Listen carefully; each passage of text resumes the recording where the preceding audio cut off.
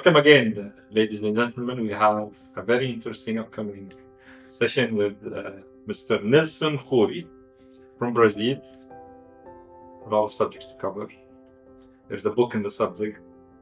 There is a family challenge that has dismantled businesses. There is a whole forum creation in Brazil, and how is it now helping generations sustain themselves. Thank you so much, Nelson, for being a guest with me here in today's podcast. I don't really know where to start. Probably some of history. And then did it take you all the way to write the book? And then how did it take you all the way to develop the Brazilian family businesses for? Thank you very much for having me. It's a pleasure, an honor. Yes, I think family business is a passion that I lived all my life. I'm one of the oldest grandchildren of my grandfather that immigrated from Lebanon in the beginning of last century. He arrived in Brazil, living in Lebanon because the empire, the Turkey Empire, the Ottoman Empire, was taking over, and they decided to leave. And Brazil was the place because our imperator, the last emperor, Dom Pedro II, he wrote a letter about Brazil, that Brazil has the best quality of life and beauties, and then they decided to move to Brazil. They started there with nothing, and he started trading rice when he was very young with his brothers, and they built a trading rice company that ended up very well. With all the money they made, they started buying sugar mills in the state of São Paulo, where most of the sugar mills were located in the region. The business grew. My father moved. He was taking care of the rice business at that time. As the sugar mill became most of the important business in the family, my father moved to the countryside. I was very young. I remember I was only 2 years old. So I grew up in the field, knowing how to plant, how to manufacture, to trade, and I saw all the growing of the business. But unfortunately, we didn't have family governance at that time. I think it was something that was very young. So after my grandfather's death, my father took over the business, but he fought with my aunts and my uncles, and we have a division in the family business at that time. It was very difficult because I used to play with my cousins, and I used to stay in the farm during the vacation, and it was very hard because we started listening that that person was not good to talk anymore, and it was very difficult for me to separate the family from the business. It was kind of a melting pot in terms of emotions. So I decided to jump a little bit more in terms of what's going on in the business. I thought that was important to implement the family governance. As I was the oldest family member from my family, I'm the oldest. I have another brother that is 50 years old, the second, and I have a third brother, and I have a sister. At that time, the family diversified very well. We had like cattle, we have a construction company, we have a sugar mill, we have a trading, we have also supermarkets that was distribution the sugar and the ethanol. We have distribution company. So each of the members were kind of taking straight the family business. But when we decided to implement the family governance and starting the family office, my father wanted that everybody was working in the main business, that was the sugar mill. So we decided to put all the eggs in the same basket. Okay. And we needed to sell the divisions to concentrate the business itself in one deal. So what I did, I started to make the divisions of the roles. My younger brother was taking care as a director of sales. The middle brother was in agriculture, I was in the financial, but everyone concentrated. My sister much more in the structuring the family office. When the family succession took place, I was the oldest. I have the same name as my father. I was going to prepare to be the successor. He decided to took over the business again. I said, no, I don't want to leave. I was like around 4 years old at that time. And it was a very interesting conversation that I had with him, because I asked him, so how long do you think you will stay in the business? I said, maybe 10 years. Okay. And then he looked very serious and said, 20. Okay. And I thought, maybe 20 years old. I thought, well, I had 20 years more. I was with 40. I said, Father, I will be like 60. I don't want to be Prince Charles. Okay, yeah, I got it. I will be very old. I will not have the energy to take over. Yeah. So we had a difficult conversation, and then I decided to leave the business. Okay. But it was very tough for me, because he said, you're gonna face very many difficulties. Don't count on me on that time. Okay, yeah. So I help you, but not in the business anymore. I need to find out what I wanted to do. Okay, I decided to study. Okay. Went back to the university. I did my master's at INSEAD in Fontainebleau for 2 years. And I had get in touch with many family members there. They had family business meetings. And Le Renoquian, that is very famous to have more families that more than 200 years old there. Yes, so yes. I could have contact with many families, histories and cases. And I thought, wow, teaching how they could survive and thrive for so many years. So why can I don't have this kind of business in Brazil? And my thesis became the succession or death of the family business. Amazing. And the impact of narcissist leadership in family business during succession planning. So was my thesis, became the book. And after I did my master's, I started my own business called the Brazilian Family Business Forum, that today is the main reference in family business in Brazil. So I'm doing this for the last 10 years. I'm the CEO, and I'm organizing events, meetings, and helping families not to go through what my family and I did, but mostly to teach, as you, how they can implement governance, succession planning, but mostly to become a family enterprise and a business investment family company, like a family equity firm, to diversify and survive in this new world. The book is in Amazon. Okay. You can download it in Kindle. Yes, and what's the It's title in of the English, book? Succession or Death of Family Business. Amazing. Now, would you give me a summary, because Okay. the whole narcissism thing is super interesting. Would you give me a summary of what is it about? And what does it cover really?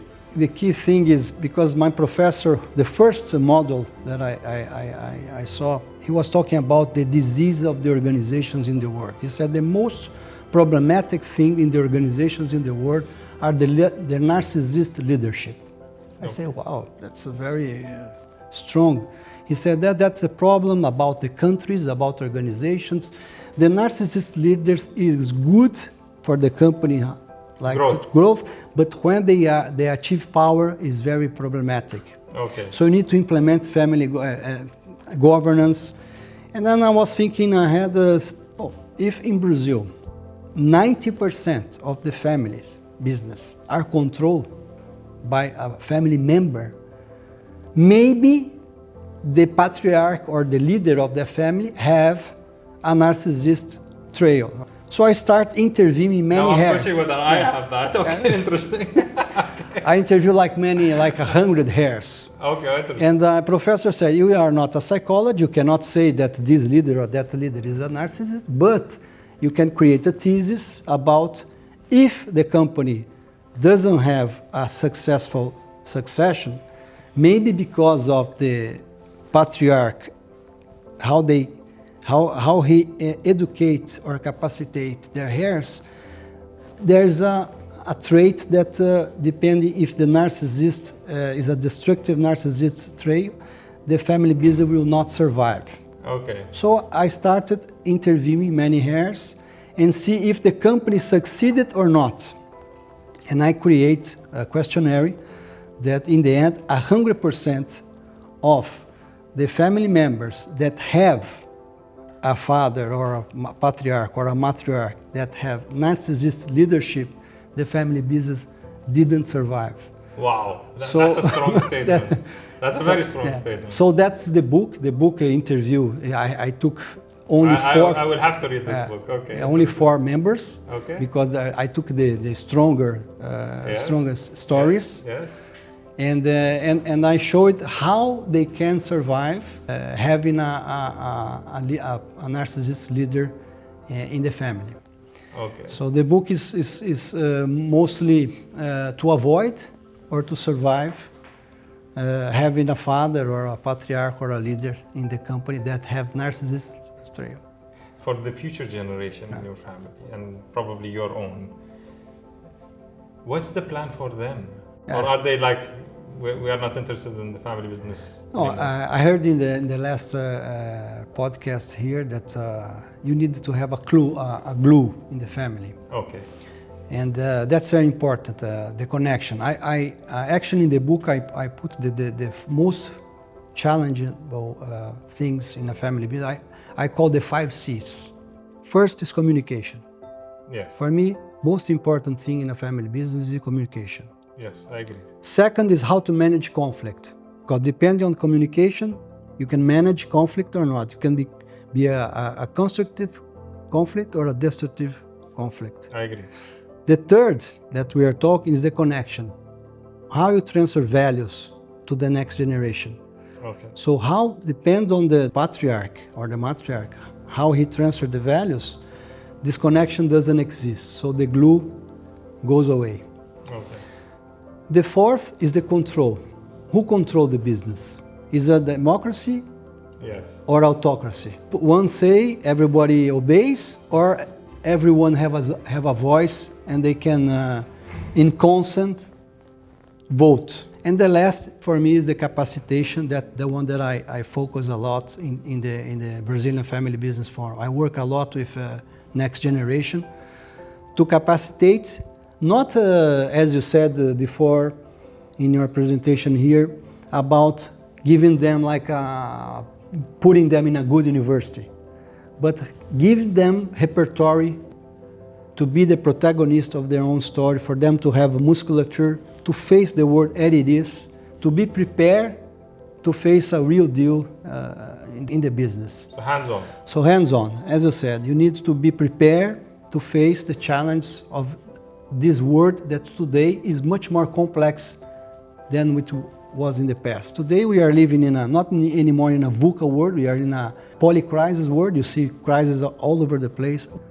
And people and other families can learn from the eyes of each other how that family did, how they survived, what's the instruments, what was the communication, what was the value that was transferred. So I like to present cases, live cases, for them to learn from each other. Network is also a very important tool, and relevant content, because when you bring content as a reference, they can also study.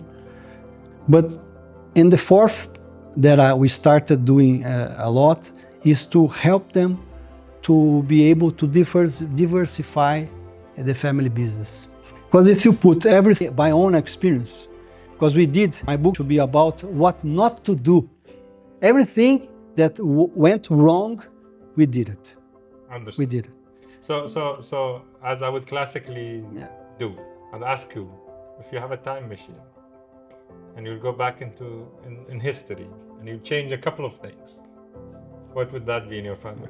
A very tricky question, but I think capacitation, to capacitate the family members.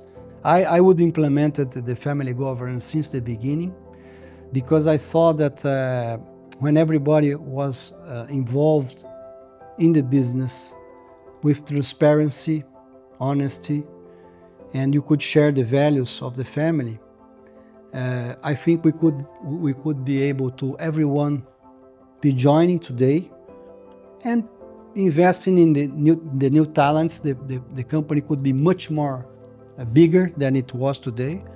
So if I have a time machine, I would be investing in capacitation of the heirs much more, and implementing the family tools, family governance since the beginning. How big is the forum now, by the way? The forum is 10 years old now. We started doing events in the major cities of outside São Paulo. We have the main events in São Paulo, but we also do in the countryside where my family has business. We go to the other cities from the south to the north. So we have around 10 events per year, and it's a by invitation only. So we have a very high pattern in terms of who can be on board. So it's only a family member can be on board, and pretty much like what Camping Camping Wealth, but we don't have a membership. So it's more kind of a club. Okay. That is, you are invited to participate, and you share your cases. So today we have around 5,000 family ultra high family members all over Brazil. That they somehow interact, or they share their cases, or we have a magazine also. We are launching our podcast. Maybe we can do some. Definitely, we are sharing this with you. Some collaboration. Amazing. But it's growing a lot. We are trying to launch an online platform as well to help other families to be able to see how other families thrive.